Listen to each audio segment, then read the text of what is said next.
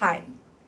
I don't know about you, but TED Talks have been an integral part of my daily life. I would listen to them while brushing my teeth, on the bus, and sometimes even while pooping. Some of the TED Talks were interesting, and some were not. But it didn't matter, because I only had one goal on my mind: improving my English skills. People would always tell me, oh, watch TED Talks to get better at English.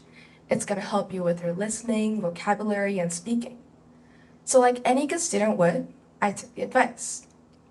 I'm a girl from South Korea, the world of hagwons, aka cram schools. And despite my toil in these hagwons and my habitual hours poured into watching TED Talks, my English skills had improved just enough to satisfy my Asian mom, and it did not advance from that point on for a very long time. So at some point, I became extremely frustrated.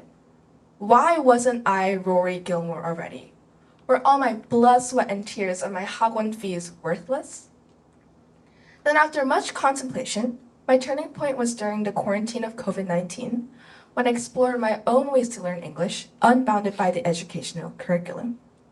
So in this TED Talk, I'm here to offer you some realizations that helped me escape from the indoctrinating system of English learning, and possibly be useful to all the English learners out there watching TED Talks for the same reasons that I used to. Since I started English with vocabulary, let's start there. I used to think learning vocabulary was so stupid because it felt like I was filling my brain with words that I was not even going to use anyway. This was 100% true when I used to mindlessly memorize words by its definitions. But the thing is, we learn vocabulary to first of all understand the context, but secondly, to actually use it in a sentence. So although it might sound like a simple suggestion, I believe encouraging students to copy down example sentences and create their own would be a much more effective approach compared to the one I was taught with, where I was forced to memorize definitions word by word to pick the correct definitions on exams. After all, what's the point of learning a new word if you don't know how to use it, right? An aspect of words that I particularly put my focus on was the usage of phrasal verbs. Phrasal verbs create a set of phrases that put the word to use beyond its original definitions. It helps you become flexible with your vocabulary.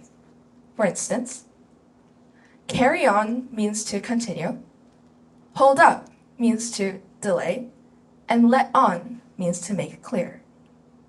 There is depth in learning vocabulary, and every word should be treated like a friend to get to know more deeply as you constantly interact with them. Now, vocabulary is my favorite part of English. Every new word embellishes my dictionary and expands the pool of word choices that make me feel rich in ways to express myself. And using those new words well and appropriately feels like making a pretty bracelet each time. A second method that I found extremely useful is copying down others' writings. To be good at English means, in other words, to be a good writer. And a good writing consists of good sentences. And I believe that it is important that we appreciate those good sentences. We're often advised to keep writing, keep grinding, and keep practicing to show work to our teachers. But honestly, copying is underrated. We must first copy in order to emulate the writing style of good writers and pick up good sentence structures. From my experience, copying down trustworthy New York Times articles or a short chapter from a novel proved very helpful. However, it's important to note that all of this must be done in hand and with an acute sense of analysis. You mustn't mindlessly copy down alphabets while listening to Ariana Grande, but rather put your focus on how each word is used, placed in a sentence, and how paragraphs are ordered for maximum coherence. This also helps to think from the writer's perspective and develop the needed skills to solve the multiple choice questions masterfully. Although it does take time and effort, I can guarantee you that it will feel different once you write those sentences by hand instead of simply reading them off the screen. Last but not least, I recommend you stick to the basics. One problem for me was that with the rapid pace of learning in these hagwons, I was always compelled to write in long and seemingly seemingly fancy sentences to conceal the truth of my fragile English skills. Grammar was the last thing on my mind when formulating my complex sentences. Here are some common grammar mistakes that I used to make that you might find relatable. First is the misuse of superlatives. That's saying, oh, you're the most prettiest girl I've ever laid my eyes on. Or, this was the most hard test. Which should actually be, you're the prettiest girl I've ever laid my eyes on. And, this was the hardest test. Second is confusing countable nouns with uncountable ones. That's saying, I want 3 cheeses. Or, there are so many chocolates.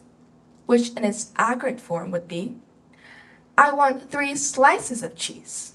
And there is so much chocolate. And lastly, is adding more to words that already have the suffix "er," which actually fulfills the function of more. For example, you might say, this ribbon makes you look more nicer, which in its accurate form would be, this ribbon makes you look nicer. These mistakes can significantly lower the quality of your English. And in my opinion, what ultimately differentiates good English from poor English is how much one sticks to the fundamental rules of the language. It's always good to return to the basics and practice constructing simple sentences.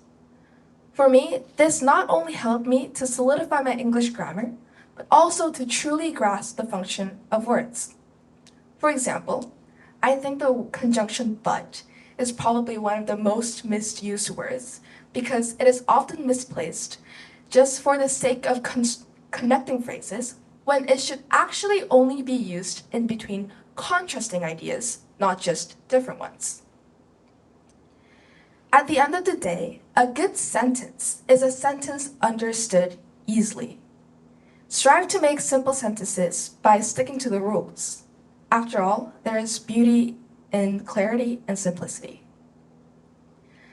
I'm still learning, and I have a long way to go until I become a Rory Gilmore of my own. But after years of experimenting ways to overcome that invisible barrier as a non-native speaker, I found my own tips and tricks to become at least comfortable with English. And so I hope this speech was first of all helpful, possibly inspiring, and at best, pave the beginning steps for all the English learners out there to foster the love for the language as I have over the years. This might as well just be what I needed a few years ago back in middle school. And so I hope this speech finds you well. I believe in you. Thank you.